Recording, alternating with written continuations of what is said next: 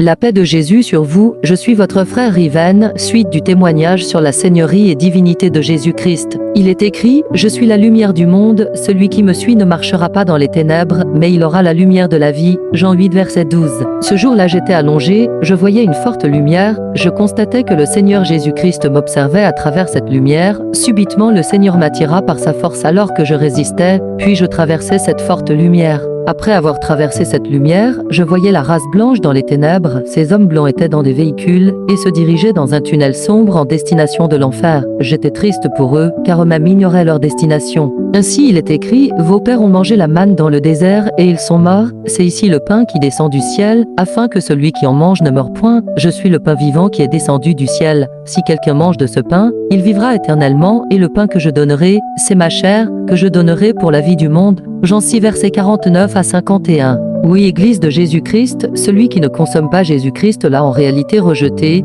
et ne peut pas accéder à sa lumière. Beaucoup se dirigent en enfer parce qu'ils ont détesté la lumière. Il est difficile pour cette génération de croire sans avoir vu, ainsi s'accomplit encore cette parole, heureux ceux qui n'ont pas vu, et qui ont cru, Jean 20 verset 29. Parce qu'ils n'ont pas accepté la divinité de Jésus-Christ, ces hommes blancs étaient ainsi en route pour la damnation éternelle. Ainsi Ésaïe le prophète a crié en ces mots qui a cru à ce qui nous était annoncé, qui a reconnu le bras de l'Éternel. Ésaïe 53 verset 1. Ce jour-là ma vue spirituelle s'ouvrait, je voyais le lion de la tribu de Juda, le Seigneur Jésus-Christ, il avait pris l'aspect d'un lion rempli d'autorité, il se tenait sur un chemin, c'est le chemin qui conduit à la vie éternelle. Derrière le Seigneur Jésus-Christ, il y avait des anges, personne ne peut aller près de l'arbre de la vie éternelle sans la permission du lion de la tribu de Juda.